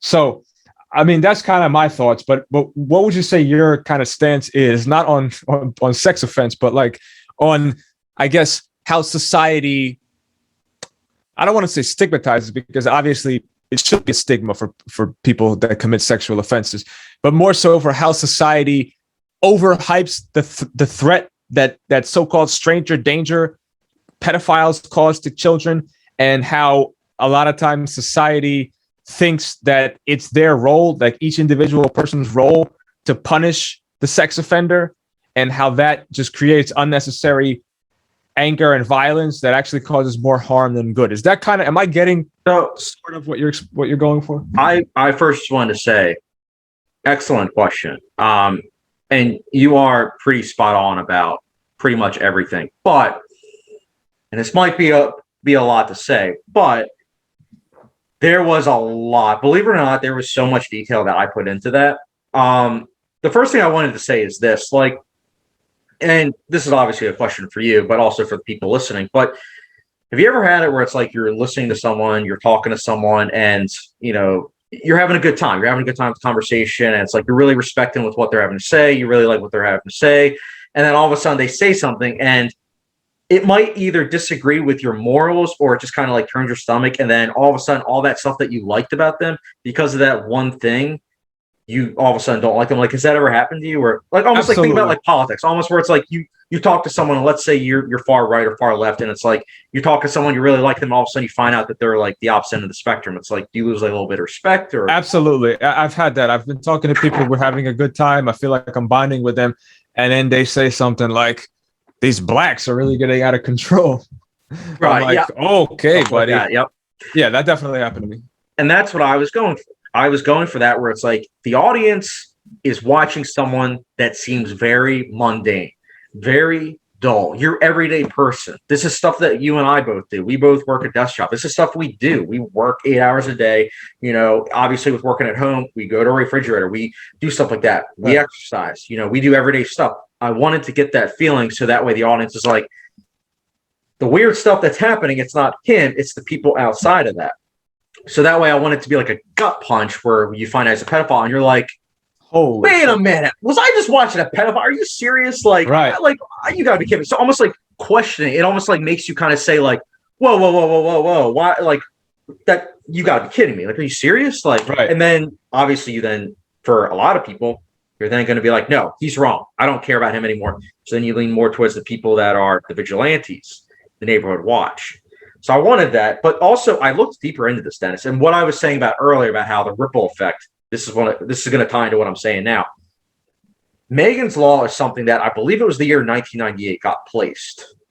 This is something that's saying that sex offenders don't have to go door to door. There is obviously sites where you can go on and you can look up sex offenders near you. My character, he goes door to door. It is the year 2021 when this movie came out, and he's going door to door. He doesn't have to do that. But he told everyone. When I had the sped up footage in the beginning, he's telling everyone. He's going door to door, which, by the way, I actually did go door to door. Thankfully, nobody opened up their door, and actually, but I did go door to door. And it just really got me thinking, like, when I was writing the movie, like, what if you had a character that's doing something that he doesn't have to do, but morally he feels like he should? Adding that extra layer of it's like, well, he is a character that is into something morally, gray, morally wrong, if you will. But he's doing something that he doesn't have to do. But also it kind of brings to mind, again, that extra layer of, well, think about it, Dennis. You and I, we both live in areas. How many times have you checked the sex offender list? Hey, this was on my list. I was going to say on my list of questions and stuff and discussion points, there's a lot of them. Yeah. Like in a 0.5 mile radius right now, there's like 10. Yeah. And most of them are not just like they have an underage image or something. Like there's a rapist. Yeah. I could walk there right now to his house. I wouldn't do that, but yeah, you would, yeah. But there's like a guy that it's like rape, and this dude lives, down the road. There's someone that's like involuntary, deviant sexual intercourse with minors, complaining at less than 13 years old. It's crazy. But I mean, and I gotta ask though, Dennis, like, not to cut you off, but I gotta ask, did you check that list like before watching Willopenn Drive? Did you check that list like ever, or? Yeah, I've checked it before, and it is quite disturbing. But realistically, I know that they don't really pose a threat to you unless you somehow are in, like, if you're just a person walking down the street, they're not going to kidnap you and molest you. Like most of the situations where it happened, it was like, I don't know, I'm guessing it was like someone close to them that they knew, that had their trust or something like that. Well, obviously that's even more fucked up. But and the other thing, Dennis, with sex offender itself is kind of loose, which is why, like, trust me, watching this movie with people was interesting, because you would have certain people be like, sex offender. What for, though? Because some people kind of don't jump to that conclusion of like pedophile. Because you could be a sex offender literally just for just urinating on the street. If you get caught, it's like, oh, well, you're a sex offender. So that's why, like, I had it where it's like, it's a Rorschach test. You'll have it where certain people will be like, oh, sex offender, pedophile, automatically don't like Ronnie. But that's why I had it towards the end of the second act where it's like, child pornography. So that way it's like for the people that actually were kind of holding out, saying like, well, wait, let's see the full picture. When they realized like, oh, he looked it up, like the character of Todd literally looked this up and saw that it was for child pornography. That's when it kind of hits home like, oh, so this is like pedophile kind of stuff. And then to add an extra layer onto that, I was like, I had it where it's like my character was like, it was just one time, but it's like, was it actually one time? Was it multiple times? Is this something that he's been dealing with for a long time, but like he can't even admit that to himself? So, yeah, I mean, to be honest, when I was making this, I kind of kept it to myself from like a lot of people what the movie was about, because I wanted to have that shock value. I wanted to have that surprise, especially because, so Dennis, I know you probably haven't seen this movie because it's very obscure, but there's a movie called Little Children. And the movie Little Children, and you'll be like, oh, this sounds familiar. The movie Little Children is literally about a bunch of characters, specifically the character who is a sex offender, a pedophile. It's literally explained in the first 30 seconds of the movie. And the neighborhood watch, the main person is Larry. That's where I got the names from. But what I'm trying to say is when I watched Little Children, I was like, imagine this type of movie, but if you had it where you didn't know for the first act that you were watching a pedophile. And that goes to tying into what I was saying earlier about, like, how I wanted it to be like a surprise and everything, and the themes of like, being a sex offender and just in general, like one little event leading to another thing. Because as I mentioned earlier, if Ronnie didn't go door to door, would the events of the movie have happened? No. Exactly. They wouldn't have happened. You wouldn't have had two people die. You wouldn't have had one person have to like literally drive away. Like Larry killed his two best friends. He didn't even get what he wanted. He literally killed his two best friends. Right. So, again, I just love that kind of like that whole ripple effect to go back to what I was saying, but excellent question, man. Thank you. And, I feel like it was a really bold move to cast yourself as the sex offender. Like me personally, I don't think I'd want to play a sex offender. Like I would feel too uncomfortable doing it. Even if it was fictional, I would just feel like weird. Like, so that's a bold move, to do that. So can you talk about like, did you have any ambivalent feelings about playing a sex offender? Dude, that's an excellent question. So I'm not gonna lie, it's gonna sound weird, but originally I was thinking about casting like a woman. Because when you think, you think about it, it's like a pedophile, you automatically always think about a man. But that's not to say women can't be a pedophile. Obviously, it's very rare. It's very rare, which is why I was going to kind of showcase it to kind of show like a new spin, like an original idea. But I was thinking in my mind, I was like, there's no way I'm going to get anyone to want to do that. So I was thinking about it. I was like, okay, so I'll make it a male. And I was like, there's no way anyone is going to want to play a pedophile because, again, they're going to be self-conscious and think like, are other people going to think about this? But for myself, I'm like, I know I'm not a pedophile. And a lot of people that are going to be watching the movie have been subscribed to me. Maybe they've been subscribed to me in a couple of days. Maybe they've been subscribed to me for years, but they know I'm not. Like in real life, I'm engaged. I'm going to get married next year. So it's like, I wasn't too worried about that because I'm like, I don't really have, besides the themes of suppression, which isn't even, again, pedophilia. It's more of like, I grew up in a religious household. So like a lot of things such as movies were suppressed. But besides that, I'm not really able to relate to. Like, I'm a very serious person for sure, but I also have like a lot of things where I do like to smile a lot. I do like to laugh as well, and also I don't really keep to myself. Like I'm kind of like the opposite. I like talking to people, and I don't have an imaginary girlfriend. So I mean I wasn't too worried, but I mean that's an excellent question, to be honest. Thank you. Yeah, that was just something that when I was watching it, and then. So at first, like obviously, I didn't know that he was a sex offender, and then I kind of found out later, and my first reaction was like, "Whoa, Chad is brave for this." Like, I was like, "Wow!" Like I was really caught off guard. That's good. That's what you're supposed to be. Yeah, and there's this YouTube channel called Soft White Underbelly, where this guy interviews people from the most crazy walks of life that you would have never seen interviewed on a platform, and they just talk about what their life is like. So he has like drug addicts, gang members, prostitutes, pimps. Oh wow. But he did a whole series where he interviewed real life sex offenders that talk about exactly what they did and what it was like in prison for them. And some of them have been rehabilitated to whatever extent is possible, where they've learned to, they might still have certain urges, but they know, at least according to them, they know enough to control themselves not to go down that road. Right. Some of them are on there for like technicalities, but it's very interesting, and I think you would enjoy looking that up if you look up Soft White Underbelly sex offenders, because there's some that are on there like it's eerie to listen to them, but they do come across, like, besides the sex offender part, they mostly come across like regular people who also did this really messed up thing. There are some that do kind of fit the stereotype of like right away. Yeah.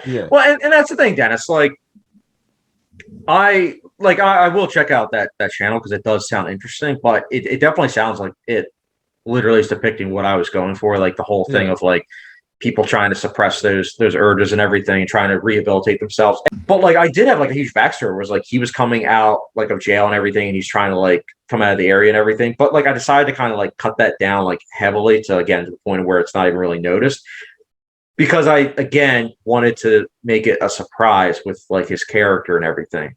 But going back to what you were saying about like the everyday people and kind of like normalize, I think that that's something that I want people to take away, that You don't know people. You will literally go to stores and everything, and you don't know their backstory. You don't know their life. And there's little things too. Like I had it where the character Ronnie, if you notice all these places he goes to, there's nobody really around. It's because he doesn't really want to be seen in everything. Because like even though it was just the neighborhood that he told everyone he was a sex offender, he still has in the back of his mind that it's like, what if they do know? You know, it's 2021. People probably don't check the sex offender list, but what if they do? What if they notice it? Because I, as a director, have my own intentions and everything. But like once you release something, as you can attest to, Dennis, as like, you know, someone that obviously musician and everything, it's like one of those things where it's like once you release it, those things that you have that you're trying to get across, they can sometimes be lost in translation, so to speak. Yeah. Where it's like then other people come up with their own interpretations, and like you can have 100% like everything that you know you want the audience to pick up on, but the truth is the audience isn't going to pick up on 100%. You know, and that's going to take rewatches, and not everyone's going to rewatch it because like there are going to be some people that are going to be literally like, hey, no, I don't want to watch the rest of this movie because he's a pedophile. So Right. This is a kind of a question that I think is going to be kind of weird, but in a good way. So I noticed that the setting of the apartments on Willopenn Drive almost feel like its own living, breathing character, like the apartment complex. And yes, thanks, I feel no problem. And I feel like the visuals of it really add a lot to the story. So was that the intention to have it be like almost like its own character?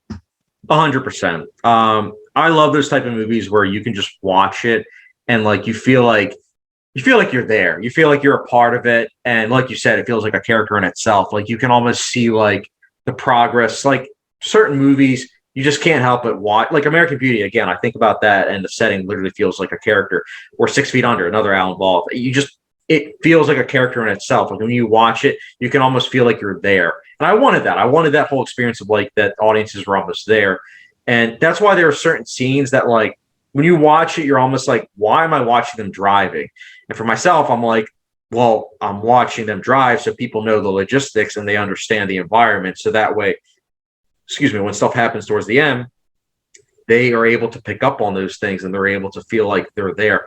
And also just kind of like the fluctuation of like how it gets darker and darker, like the environment as the film progresses. So yeah, I mean, to answer your question, yeah, it was 100% supposed to feel like a character. So I'm glad that you picked up on that, honestly. Yeah, absolutely. It's like the funeral home in 6 Feet Under. It's like Tony's house in Sopranos. Yes. It's like maybe, I don't know what the Breaking Bad example, maybe the Mexico, RV. just Mexico as a whole. Yeah. Right. So yeah, and something else I wanted to add on to that is I feel like when people move into their own place for the first time, move out of their parents' house, they really appreciate it, and the place is like a part of them, and they're like really proud of it. That was at least my experience when I first moved into my apartment. So was that also the reason maybe that the apartments feature so prominently in the movie is like a sense of pride and independence? Good question. So it wasn't even just that. It was that originally it was going to be like houses. I'm not going to lie, but I started thinking about it more and more, and I was like, an apartment complex I feel like would be more realistic, more grounded in terms of like what I was trying to go for with this movie. So not necessarily, I wouldn't say necessarily that, although I can't lie, like it is kind of funny because when I do think about Willopenn Drive, I'm like, you know, when people look this up on like the internet, like when they look up like the apartment complex, this is the first thing that comes up. So it's like, could you imagine just people watch this and they're like, oh, this is a showcase. This is a showcase of what the apartments are. Oh, there's a sex offender and there's 2 people that died here. Oh, nice. All right, cool. Well, I will say this, Dennis. I wanted to bring this up because you were talking about the setting. One thing I wanted to mention, I got so lucky, like that I filmed it when I did, because the character, so the apartment, as you can see, that there were like 3 apartments that were utilized in the movie. One of the other apartments that I used, and it was, you know, obviously Todd's apartment. Todd's apartment is actually in real life. It was like Ryan's, like the one who plays Larry. Oh, him and his fiance, they broke up like a month or 2 ago, and he had to move out.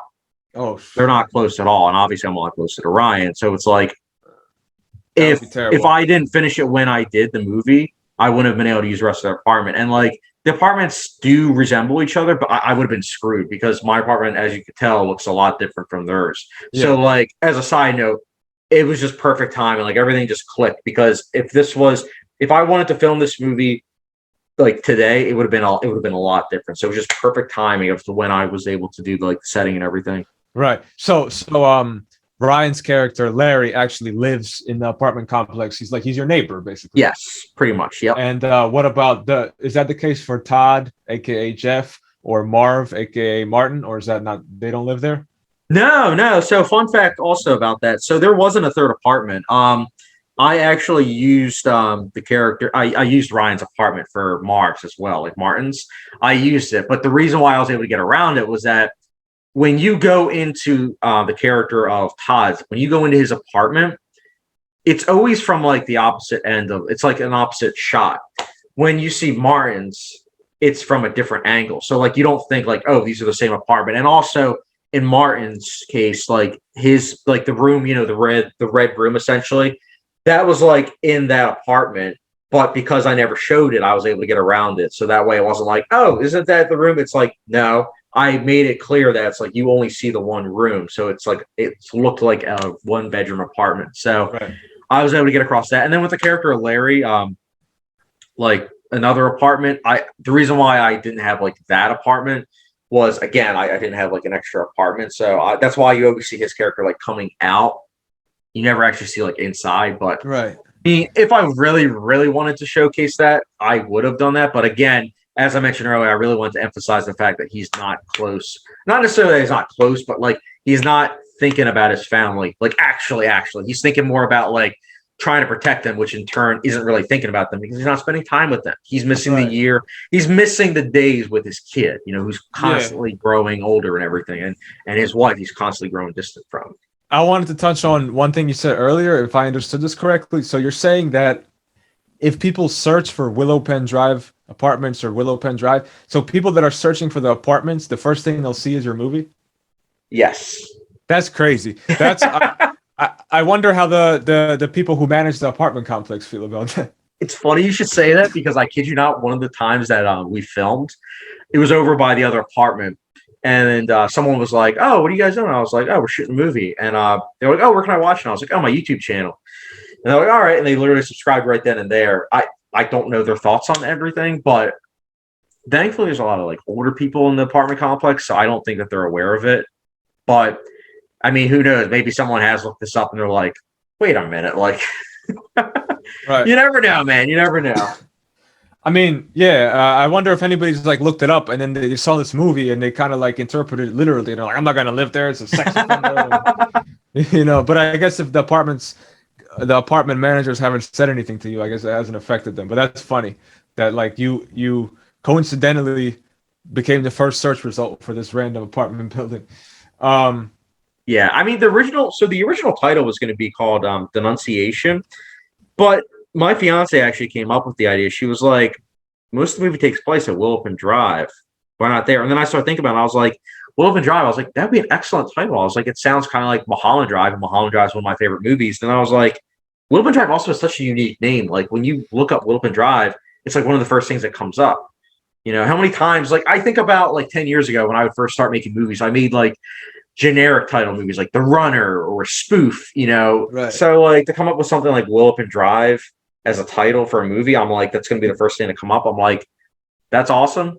I agree. When a title is very specific, it makes people curious. What the hell is this? When it's like general, it sounds like, okay, like, you know, it doesn't sound as, weirdly enough, when it's a more kind of general and metaphorical title, it actually sounds less interesting than if it's a very specific title.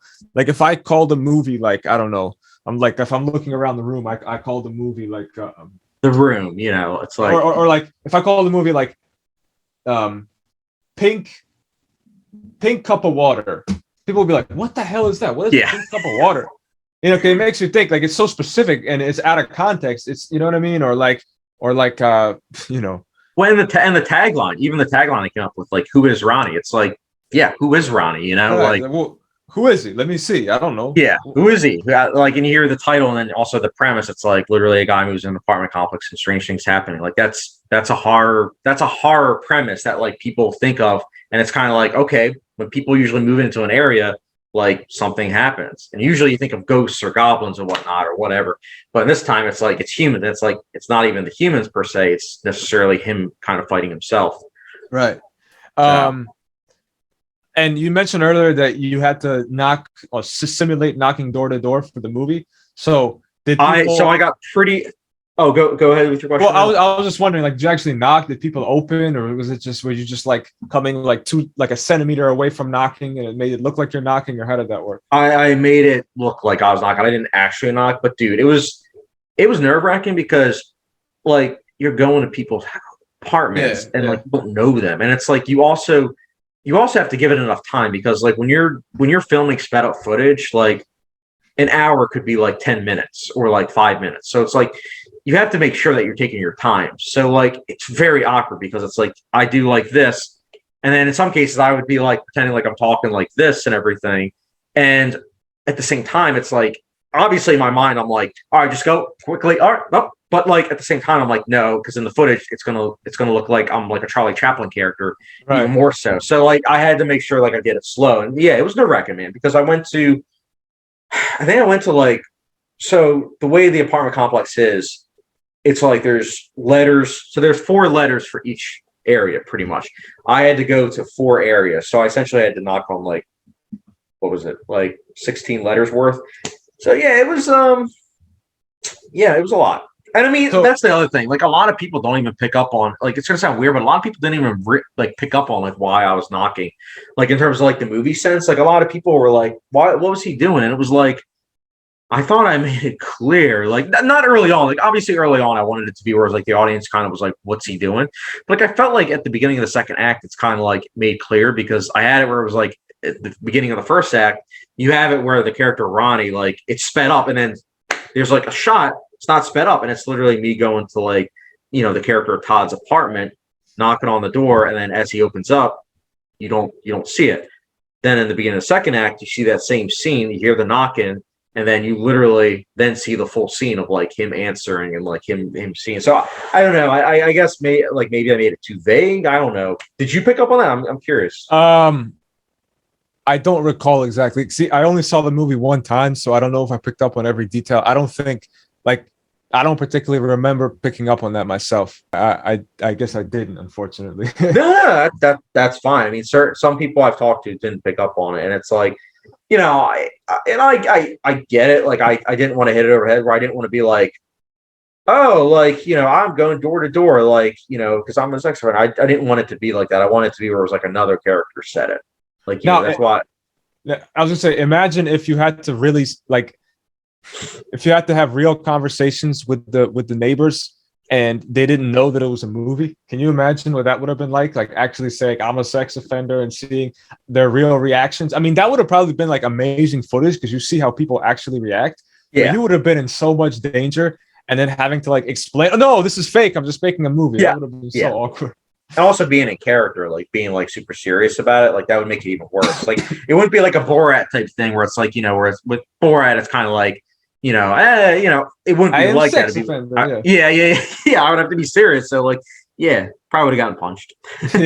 So that was, I wonder if the people that lived there, they didn't hear you knocking, but I wonder like, they probably were in the apartment as you were like simulating the knocks. So it's just to think that you were like 2 seconds away from actually like getting that kind of reaction. I was freaking out because literally, I mean, with the way the apartment is, it's like when you get close to a door, you can literally hear the creaking. Right. So like, I can't imagine hearing creaking come to my door and no knock. And it's kind of like, what's going on? Like, I got lucky. It was very awkward, especially because I had like a tripod outside. When I was doing the shots, I had a tripod like outside and then a tripod inside. So, it was very awkward, but like it was worth it. I mean, there was more awkward things to do though. Like when I got hit, the tackle scene, that scene, and I think you might be able to see it a little bit in the background. There were people coming when we filmed that scene. So like I felt so bad because I feel like we scarred this one girl. It's in the bloopers actually, where it's like we were just like, oh, we're just filming a movie, but like this one little girl saw it and she started crying. And she actually thought like I was getting like tackled. Oh, and wow. beat up. Yeah. I felt bad. I mean, I was like, oh, well, we just scarred a 6-year-old. But that injury, dude, like even still to this day, like I still feel that knee injury. Like it's still, I'm like, and I went to the doctors and everything, and they said like it's fine. But then I still am feeling it, so I did look it up, and it's like there could be other things that don't show up on an X-ray, so I still need to get it checked out. Wow. Still wasn't 100% right. I mean, I would. My one friend John, again, the one I always go back to, he was literally like, "Dude, you realize you could have had like a mat, like so that way your knee would have hit like the mat instead of the ground." I was like, "Yeah, that's a good point." I was like, "I should have done that." Yeah. Wow. I mean, you took a lot of risks for this movie, like a lot of balls to make it. Just in the process of making it, I respect that a lot. You know, you really went the extra mile for your art. That's Thanks, man. that's really cool. And you know, now I'd like to kind of move on to like I guess a closer question. Yeah, absolutely. So this is kind of more in general. You talked about how this particular movie and its themes were inspired by certain aspects of your childhood. I was wondering what in general inspired your love of movies? Like, how did you first come to love movies? I know your parents didn't let you watch a lot of movies that had, you know, inappropriate, what they thought were inappropriate ratings. So how did that come about? Was it like a forbidden fruit thing where like they didn't want you to do it, so you really wanted it to see it, and then you just got into it naturally through that? Or did something else spark your interest in movies, movie making? Like, how did that happen? That's an excellent question. I would say it was like a bunch of things because it wasn't like my parents hated movies. It was more of like they didn't want to see the full spectrum, so to speak, because like I did grow up with a lot of movies like that, you know, I am fortunate enough to have seen. Because one thing I will say about my parents, like, is that I'm glad that I grew up watching a lot of older movies because I feel like a lot of times, and you can attest to this, Dennis, because I know I recommend a lot of older movies. Like, if you're a viewer that hasn't really seen a lot of older movies, like if you didn't grow up with it, it's like a lot harder to get into because it's a different style of pacing. It's a different style of like, you know, acting. As you said over text, it was like they talk different. It's like, hey, you know, they talk like different than like more normalized, like how it is today. And I feel like growing up with that in mind, like watching all those kind of like clean cut older movies, it gave me more of an appreciation for that type of filmmaking. But again, that was all I knew. I didn't really know about newer films. So I would say it was that combined with, I'll never forget, and I think I said this in one of my reviews, but I'll never forget. I went to Disney World and there was the Great Movie Ride, which it's not even there anymore. But the Great Movie Ride, it showed like, and I'm sure you're aware of this, it showed like a bunch of scenes from like movies I had never seen. I was like, this looks really cool. Like I saw like Xenomorph from Alien. I was like, I haven't seen this movie. 2001: A Space Odyssey, and I was like, Lawrence of Arabia. It was like showing all these shots from movies I had never seen. So when the ride ended, which by the way I went on it like at least half a dozen times, I decided to pick up a book. It was like 101 movies you must watch, and I started watching some of those movies. Some of them were older, so I was able to watch with my parents per se. But it was kind of weird because I kind of started picking up on like my parents not really appreciating filmmaking per se, because like I watched Lawrence of Arabia with them and they thought it was boring and they would constantly complain. Same with 2001: A Space Odyssey. So it kind of made me then realize it's like, all right, well, let me continue down the rabbit hole. So I check out like more and more movies, and I started then watching R-rated movies. Like Shawshank Redemption was one of the first, and I was like, yo, it was like a religious experience, man. I was like, I've never experienced something like this. And so I guess it was just that spark of like, again, Disney World, picking up that book, and then just kind of then reading all these movies that are like R-rated. It's like, oh, whoa, this is R-rated, but it sounds interesting. Let me check this out. And then I watch it, and it is interesting. I'm like, okay, how many more movies of this are interesting but are R-rated? Let me go down the rabbit hole, and I did, and I think that's probably why. And that's why like I could still watch like older movies and newer movies and try to appreciate both, if that makes sense. That was a great answer. That makes a lot of sense. That there was like a clear like genesis point for why you started loving movies, and also having the background of watching older movies with your parents that gave you more of a foundation. So that makes a lot of sense. And and before we answer, the other thing is, I think that's also why, like with Willopenn Drive, that is also why I knew it wasn't going to be for everyone, because I made it so that way it was like a slow burn. It was like slowly things are revealed. And I'm like, that kind of filmmaking style, it's more of like art house style. And I'm like, most people, like the everyday individual, is probably not going to be able to appreciate that. So that's why, like, it's not like a high octane adventure, you know. So that's why I also kind of say that, where it's like I knew it wasn't gonna be for everyone, because I'm like, you can't really recommend like a Charlie Chaplin movie per se to everyone. Not everyone's gonna be able to appreciate that. Or like Straw Dogs, not everyone's gonna be able to appreciate movies like that. Right. Very true. Is there anything else, any final words you'd like to leave the listeners with about the movie, or about what they can look forward to from you in the future, or anything else that you'd like to say? Good question. So yeah, the one thing I wanted to say is that I'm still making movies. I'm having a short film come out called Mortality. It will be coming out, I believe it's going to be like September 18th. So look forward to that. And I know that usually you're asking the questions, but I wanted to ask you, what were your thoughts on like the last scene, like the very last scene? I forgot to ask you about that. That's when he was on the beach. Yeah. I thought it was great because it started out with him there, so I thought it was like great full circle. I thought, because at the beginning I didn't understand when that beach scene was in the beginning of the movie. I didn't really understand why, and then the movie progressed, and I was a little confused. But then at the end, I think it tied together well. I like when the end and the beginning are tied together. There's certain musical albums where it's also like that, where the album starts out a certain way and then it ends with that same thing. So it's like a circle. So I like the way that you did that. Thanks, man. Yeah, book ending.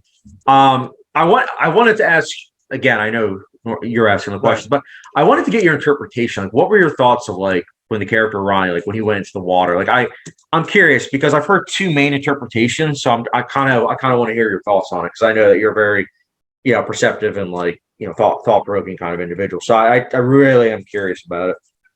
So in one way, I guess it could be interpreted that he's trying to drown himself. I mean, to me, I can't explain why, but it kind of felt like freedom, or like just coming free of any kind of bonds that might be holding a person back. And it's like their water is like pure, so it's like purity and like freedom and cleansing. Maybe that's kind of what I got from it. Is that similar? Both of those things that you mentioned are the two main interpretations. Like the one is that he drowned himself, like he killed himself, which makes Todd dying in vain, pretty much, because it's like, obviously he literally sacrificed himself to save someone. Like, he doesn't even know, like they don't even know each other, but he literally sacrificed himself. And it's like, oh, well, it was for nothing if he killed himself. Right. He didn't kill himself. And if you look at it symbolically, where it's like, oh, it's him washing away his sins, it's like, okay, maybe he has a new life. Maybe this is something that he can, essentially not necessarily suppress, but essentially kind of like fight away those urges, so to speak. And then also, did you notice like the color red? I was curious about that. Like if you noticed that.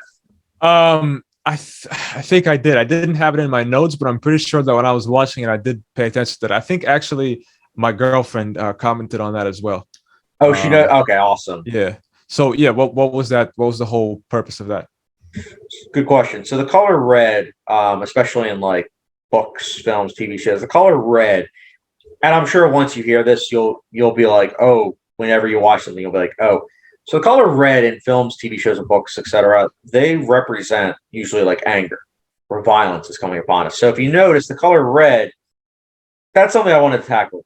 The colors that I used in the movie were very intentional. The color red, whenever you see the color red, it means that Larry is there or violence is about to occur. My character, when he wears red, it means that the characters of, obviously Neighborhood Watch are probably going to be coming upon him. Like that's why he wears red in the cornfield chase, because he's going to get caught. The two death scenes also are literally bathed in red because they're about to die. You'll also notice Neighborhood Watch, they wear the colors black, white, and gray, represent, as I mentioned earlier, about like the three cycles of like, the world isn't just black and white, there's gray too. And then my character wears blue, which represents sadness. Specifically when he's going to the graveyard, he's wearing blue because, again, he's sad because he's thinking about the real Rose. And then the character red, obviously, when he's in danger. And then I also wore gray to represent, like, just kind of feeling that conflicted nature. So, interesting. Like I said, I put a lot of, like, in terms of, like, filmmaking, like, the subtle details, I put a lot into it. I'm pretty sure that my girlfriend, Katie, noticed the American Beauty poster. Yeah. And I think, I'm not positive, but I think she made the connection between the theme of that and the theme of this movie. Oh, So I good. think, Is yeah. she seen American Beauty? Yes, she's seen Oh, it. okay, And she's good, like, good, good. yeah. I'm telling you right now, Dennis, when you watch American Beauty, you'll definitely be able to say like, oh wow, yeah, Willopenn Drive was definitely inspired by specifically the last like 5 minutes of Willopenn Drive. Like I was heavily inspired by American Beauty. Um, the music I used at the end and the end credits is also from American Beauty, and again, the music I used in this movie was from movies that I was heavily inspired by. I wanted Okay. to go for that tone and mood. That's one other thing I was wondering, because when I was watching it, I'm like, this is an impressive score. I thought like you got someone to write that for you. I thought that was like an original score. So my friend Ryan Orlando, he composed a little bit, but not much of it made it into the movie. Like only I would say 5 minutes. Like most of it is score. I mean, I guess at this point because I'm using it from composers, it's considered soundtrack. But I did use other composers like work. Like I used score from Prisoners, 2001: A Space Odyssey, Alien Covenant. Right. And how does this work on like the copyright side of things? Like, I guess you don't have to answer this and this doesn't have to make it into the discussion, but like do you have to get copyright to put it in your movie, or is it just like you figure they'll never find it? If so, good question. So if I put this in a film festival, yeah, it would not work because it was copyright infringement, which again is kind of unfortunate because I am proud enough to say that I would have wanted it to be in a film festival. But at the same time, I was like, my one friend Ryan, like he had just been so engulfed with work and everything. And so I knew that I knew he couldn't really compose. So I was like, well, the music I'm thinking about, like, because it's called tempo music. Like, a lot of Marvel movies do this, and it actually ironically gets in the cut. But like, tempo music is essentially it's temporary music. It's literally music that a writer or director will put into the movie, and then literally tell the composer to then make it sound like that. Because when they're filming a movie and they literally have the temporary music, they're literally cutting to that temporary music, so it doesn't make anything else doesn't fit it. And for myself, that was kind of like it, where it was like I had these pieces that I was working with, and it just got to a point where I was like, I can't think of anything else that would fit this because it's so the cuts and everything just match it so perfectly. I was like, I just couldn't. But to answer your question, thankfully, I know if I'm a smaller YouTuber, so I don't really have to worry about it. Like it says copyright, and it is banned in North Korea and What a in shame. North Korea, Iran, and dude, ironically enough, it's because of one piece of music, and it's the track's called like Prayers. So I'm like, maybe it's because they think it's like religious, like a religious track. I don't know, Right. but yeah, fun fact about that. Yeah, That's crazy. You're it's banned in banned North Korea and Iran. Wow, yeah, like as if those countries would be big fans anyway. But, like the way that they're suppressed, especially North Korea. Talk about suppression, by the way. Yeah. All right. Well, I think unless you have anything else to add, I think that about sums it up for the discussion of Willopenn Drive. Would you agree? Yeah, I would say, Dennis. I would say 100%. I'm very glad that you were able to do this with me. I'm glad that you asked a lot of really good questions. I'm hoping that more and more people watch this. We're almost at 1,000. Hopefully, we hit 1,000. I'm just glad that people are watching it and just kind of hearing all the different interpretations. I'm really liking it, and hopefully people will watch my next one, Mortality. Absolutely. I will watch it, and we might even discuss it on a podcast. So I look forward to that. Yeah, man. Absolutely. Okay. But yeah, that wraps it up, guys. Again, if you haven't checked out Willopenn Drive, definitely do so. I'll leave it in the comment section, as well as Dennis. I'll put your channel obviously in the description. And yeah, again, thank you very much. And guys, don't forget the subscription, notification bell, and we'll catch you guys later. Thank you for listening.